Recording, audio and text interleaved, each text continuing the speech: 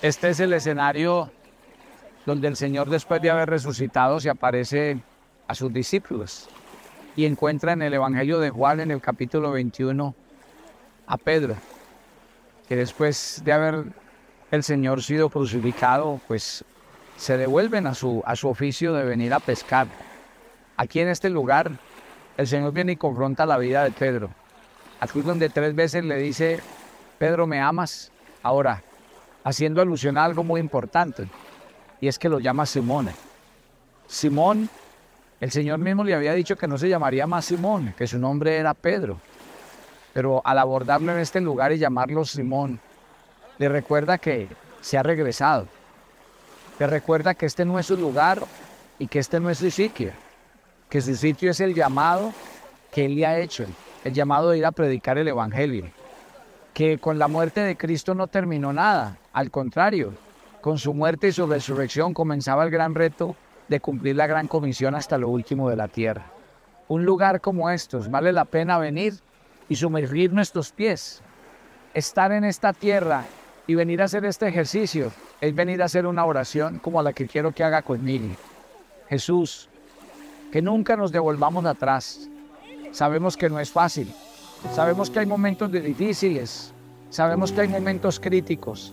Que hay momentos donde queremos tirar la toalla, abandonarlo todo, porque no es fácil.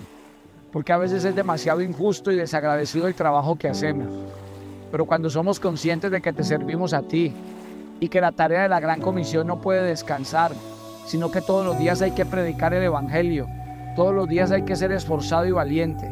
Yo te pido que la iglesia no se canse, que la iglesia no baje las manos, que la iglesia no claudique, que cada cristiano hijo de Dios entienda que tiene un llamado. Y por eso el llamado del Señor a Pedro aquí es: Pedro, ¿me amas?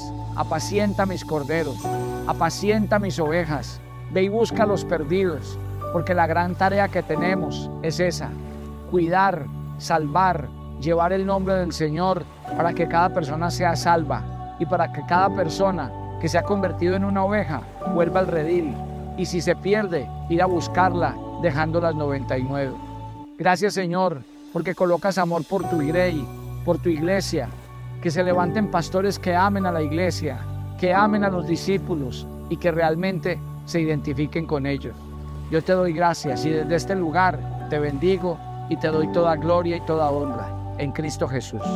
Venga con nosotros a Jerusalén y venga con nosotros a vivir experiencias como estas que solo de esa manera podremos contar y repetir.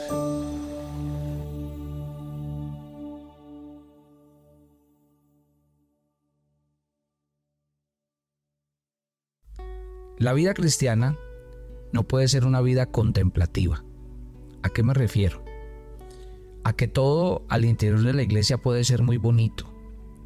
A que tener la experiencia de conocer a Jesús es lo más maravilloso que nos puede haber pasado. A que vivir en comunidad y pertenecer a una familia espiritual y una iglesia es lo más maravilloso.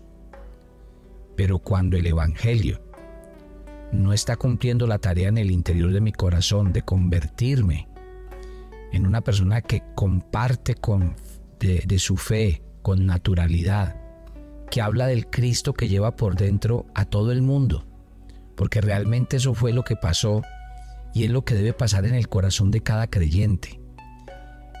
La espontaneidad de hablar de Cristo donde quiera que esté. La Biblia, cuando invita al cristiano a hablar de su fe, dice que a tiempo y a destiempo, crean o no crean, oigan o no oigan. Así que en el devocional del día de hoy, dejemos que el Señor nos lleve donde llegó a sus discípulos y allí deje un mensaje para nuestras vidas y nuestros corazones. Buenos días, soy el pastor Carlos Ríos y este es nuestro devocional Maná, una aventura diaria con Dios. Hoy hablaremos de otro monte, de otro lugar donde Jesús dio una enseñanza espectacular y maravillosa, el monte de la transfiguración. Dice la Biblia en el Evangelio de Mateo, en el capítulo 17, versículo 1, 6 días después Jesús tomó a Pedro, a Jacobo y a Juan, su hermano, y los llevó aparte a un monte alto. En este versículo vemos cómo Jesús toma a 3 de sus discípulos de más confianza, a Pedro, a Jacobo y a Juan. Y dice la Biblia que los llevó a un monte alto para orar. Si nosotros leemos el mismo pasaje en Marcos y en Lucas, por ejemplo Lucas 9:28, ya anteriormente hemos visto cómo estos 3 discípulos comparten momentos especiales junto con su maestro. Y estos mismos 3 le acompañan en Getsemaní, en su agonía. De ellos se escribe después de este momento que fueron hombres muy definitivos en la expansión del Evangelio y en la multiplicación de la palabra de Dios. Me llama mucho la atención porque Pedro habló de este evento y a mí me llama mucho la atención lo que quiero comunicarles el día de hoy, porque precisamente, miren, si hay algo importante de lo que el Señor está haciendo y obrando en la vida de cada uno de nosotros, no es simplemente para que nosotros lo vivamos. Si Dios está produciendo en tu vida un cambio, una restauración, si Dios ha traído sanidad, si Dios ha cambiado tu matrimonio, ha restaurado tus finanzas, si el Señor ha hecho tremendos milagros a tu alrededor, pues yo quiero llamar tu atención esta mañana. Eso no es solamente para que le des gracias a Dios y vivas agradecido con Dios. Yo pienso que un factor determinante en la vida de un cristiano es que su experiencia con Dios lo pueda comunicar a otros. Mire, no hay nada más contundente que el testimonio personal. Y en esto lo quiero explicar de esta manera. En 2 de Pedro, capítulo 1, versículos 16 y 17, y reitero lo que les estoy diciendo, mire, este es 2 de Pedro, o sea, el que va a hablar es Pedro, y Pedro es uno de los 3 que estuvo en el monte de la transfiguración, y fue uno de los 3 a los que Jesús apartó y se transfiguró delante de ellos. Pedro dice en estos versículos 16 y 17, cuando les dimos a conocer la venida de nuestro Señor Jesucristo, no estábamos siguiendo fábulas ni sutiles cuentos supersticiosos, sino dando testimonio de su grandeza que vimos con nuestros propios ojos, al recibir el honor y la gloria de parte de Dios, cuando desde su majestuosa gloria se dirigió aquella voz que dijo: este es mi Hijo amado, en quien tengo complacencia. ¿Qué me llama la atención de esto que estoy compartiendo con ustedes? Que el secreto de lo que Dios está haciendo en su vida, si Dios a usted lo apartó, lo tomó, y si Dios a usted lo ha hecho un cristiano, y usted tiene muchos testimonios de cambio, de transformación, de su caminar con Dios en su vida, en sus finanzas, en su matrimonio, no es para que se quede callado, es para que usted difunda su fe, es para que usted hable del Dios de la Biblia. Yo les he dicho a ustedes que la manera más contundente de predicar el Evangelio no es sabiéndose 1, 2 o 10 versículos de memoria. Y de hecho, por eso es que hay muchos que no predican de Cristo, porque dicen: es que pastor, yo no me sé la Biblia como usted, que se la sabe de memoria y que recita un pasaje y el otro y que lo sabe explicar. Es que no se trata de ser un maestro de la Biblia, ni de ser un pastor, ni una persona graduada en estudios bíblicos. Para usted compartir su fe, lo único que tiene que hacer es, como dice Pablo, o como dice Pedro en este pasaje, cuando yo les hablé a ustedes del Señor Jesucristo, de su poder y de lo que Él era, no utilicé ni fábulas ni cuentos, sino habiéndolo visto con mis propios ojos. Cuando uno ha tenido una experiencia con Dios, eso no se lo puede a uno arrebatar nadie. Y hablando de testimonio, ustedes se acuerdan que Jesús una vez fue a una ciudad donde se encontró un hombre endemoniado. Bajo estas características, dice que era un hombre que vivía entre los sepulcros. Imagínense la condición en la que estaba. Vivía entre los sepulcros. Dice la Biblia que no usaba ropa. Y dice la Biblia que todo el que se encontraba tenía que salir huyendo porque era un hombre feroz, muy agresivo. Jesús tuvo un encuentro con este hombre y lo sanó. Le sacó todos los demonios que tenía. Y me llama tanto la atención que dice que al otro día estaba bien vestido, en su sano juicio, escuchando al Señor Jesús. ¡Qué belleza! El Señor hizo un milagro sobrenatural y de hecho eso era conocido para toda la región porque todo el mundo sabía ese hombre quién era y las circunstancias en las que vivía. Por eso, cuando este hombre fue sanado y Jesús se fue a despedir otra vez de la región, este hombre le pidió a Jesús: Jesús, yo quiero irme con usted a predicar. ¿Sabe cuál fue la respuesta de Jesús? No, yo necesito que usted se quede aquí predicando el evangelio. ¿Por qué Jesús le dijo estas palabras a este hombre? Pues por una sencilla razón, porque su testimonio iba a ser muy contundente para aquellos que sabían quién era él, para aquellos que lo habían visto y habían conocido su condición. Déjame decirte una cosa esta mañana: tu testimonio es clave para que muchos se conviertan al Señor. No necesitas ser un maestro de la Biblia, solamente habla de tu experiencia, de tus milagros. Jesús apartó 3 de sus discípulos, los llevó a un monte a orar con ellos, allí se transfiguró delante de ellos y empezaron a pasar cosas extraordinarias. Luego, cuando estos hombres se bajaron a predicar, ¿qué pasó? Pues pasó lo que tenía que pasar. Estos hombres hablaban con una fluidez, porque es que ellos no estaban hablando algo que alguien les dijo, les contó, estaban contando su propia experiencia.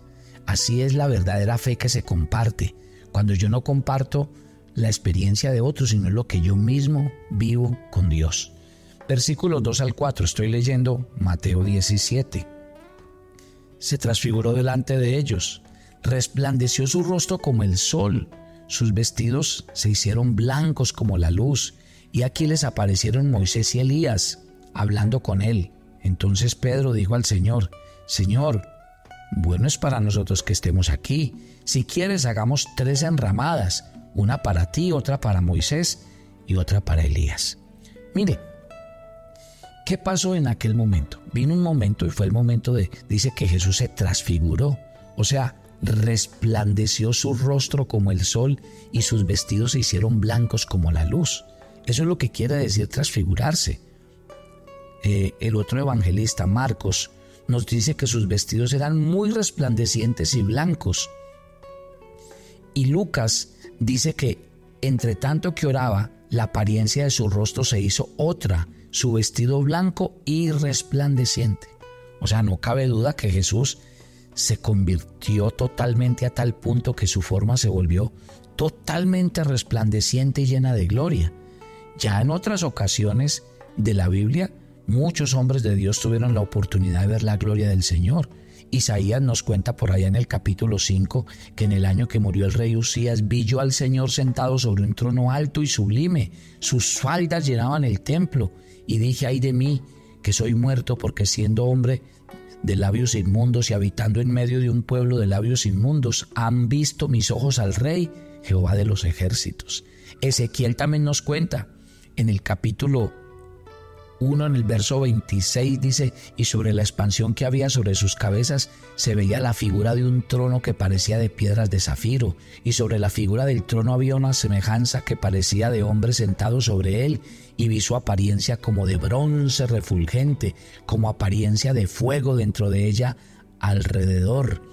Y Daniel nos cuenta también en el capítulo 10 que en el día 24 del mes primero estaba yo a la orilla del gran río Hidekel, y alcé mis ojos y miré, y aquí un varón vestido de lino, ceñido sus lomos de oro de Ufaz, su cuerpo como de berilo y su rostro parecido como un relámpago, sus ojos como antorchas de fuego y sus brazos y sus pies como el color de bronce bruñido, y el sonido de sus palabras como el estruendo de una gran multitud. Apocalipsis también nos cuenta de las visiones que tuvo Juan acerca del Señor.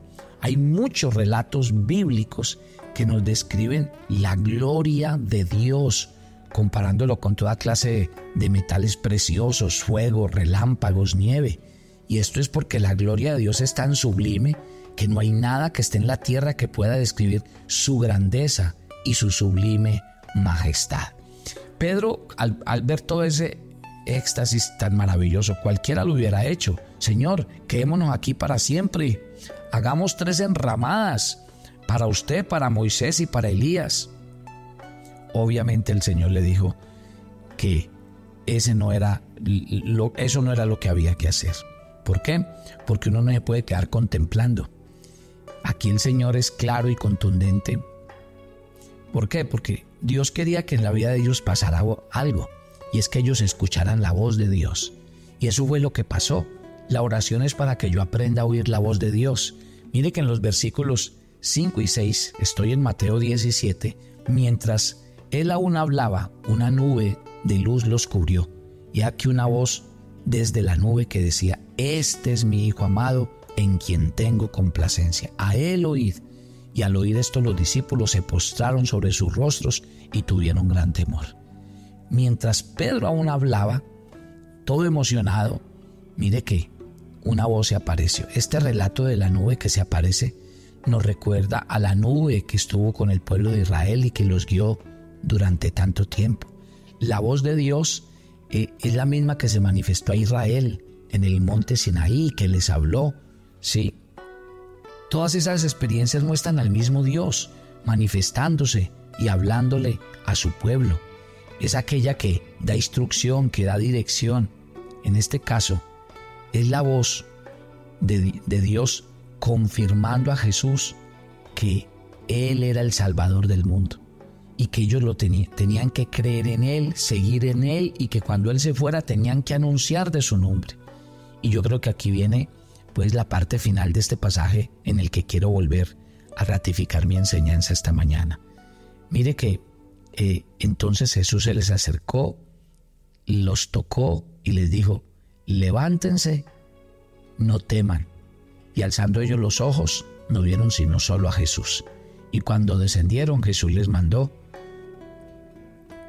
no digan nada a nadie hasta que el Hijo del Hombre resucite de los muertos.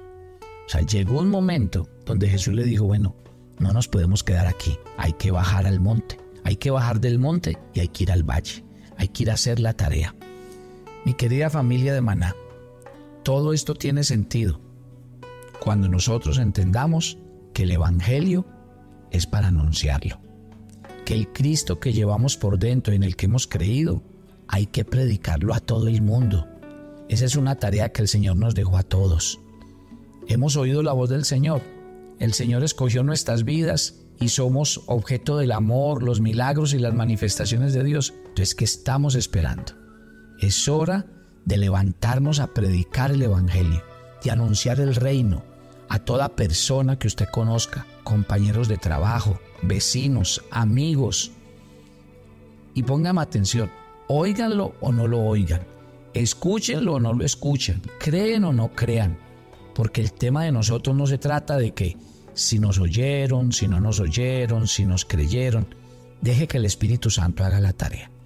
La tarea de nosotros como hijos de Dios es hablar de su nombre, es hablar de el Dios poderoso que es y de sus maravillas. Que la gente el día de mañana no diga: ¿por qué no me hablaste?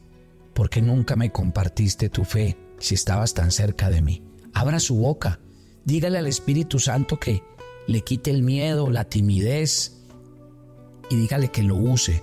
Y cuando usted hable de su testimonio, hable de su experiencia de fe. Vea, usted se va a quedar sorprendido cuando usted empiece a hablar cómo el Espíritu Santo lo va a usar de una manera sobrenatural, y usted mismo va a quedar boquiabierto y dice: uy, yo dije todo eso, yo hablé tan bonito.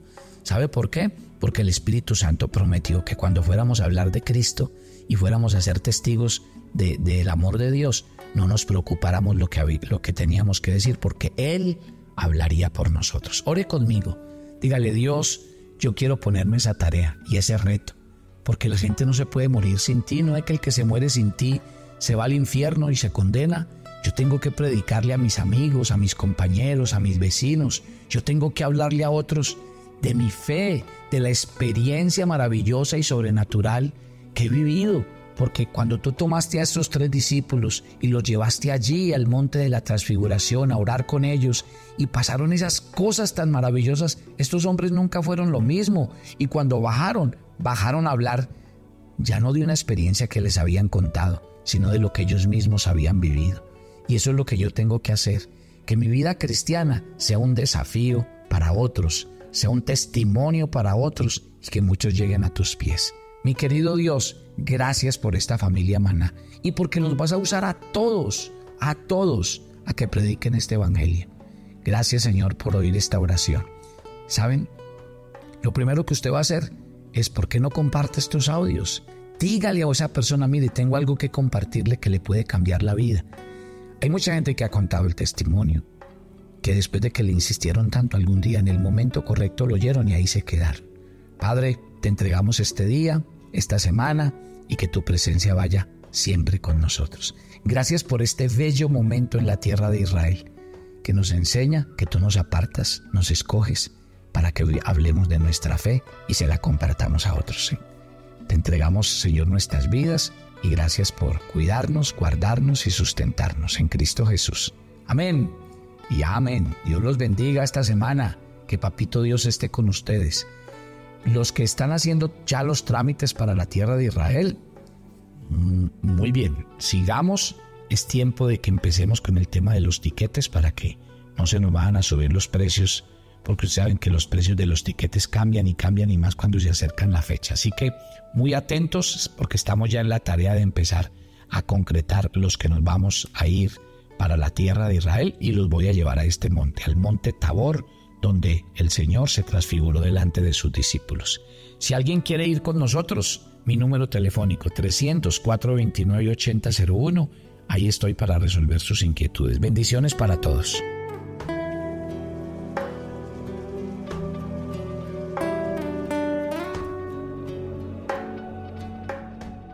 Toma tu agenda devocional Maná.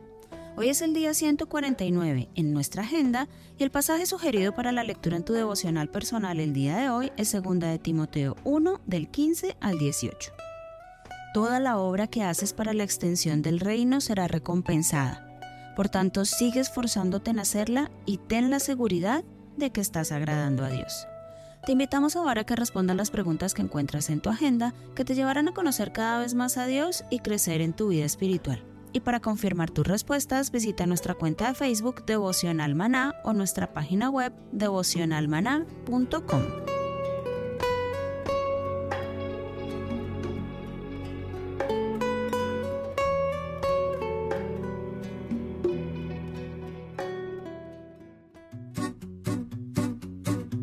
Los llevaremos en una travesía de 15 días por los países de Turquía e Israel. Visitaremos Estambul, Capadocia y nuestra amada Jerusalén. Estaremos en las regiones de la Galilea, el Mar Muerto y Jericó. Nuestros servicios, todo incluido, los mejores hoteles, las comidas servidas en abundantes buffets, entradas a todos los lugares descritos en el programa, todos los impuestos y propinas. Pero por sobre todo, un grupo de peregrinos donde usted nunca se sentirá solo. Siempre contará con un equipo de personas para atenderle.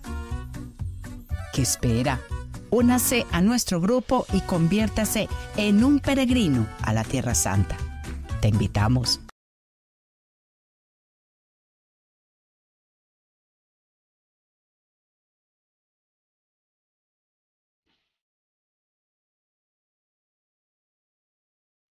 Bienvenidos a nuestra peregrinación a Tierra Santa.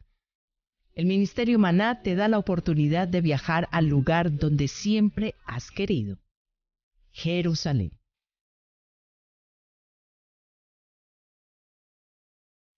Te ofreceremos no un viaje, sino una peregrinación a la tierra de la Biblia. Cada sitio, cada sendero, cada piedra da testimonio de que este es el lugar que Dios escogió y donde Jesús hizo su ministerio. Nuestra peregrinación a Tierra Santa que hace realidad el lugar donde acontecieron los hechos de los textos bíblicos que leemos cada día. Este año visitaremos Turquía e Israel. Nos deslizaremos por encima de las singulares formaciones rocosas de Capadocia. En una maravillosa experiencia nos subiremos en un globo aerostático y desde allí contemplar a 2000 pies de altura las chimeneas de hadas desde una perspectiva única. Nuestro recorrido irá desde octubre 31 al 14 de noviembre, con todo incluido. Te invitamos a que sigas las huellas frescas de Jesús.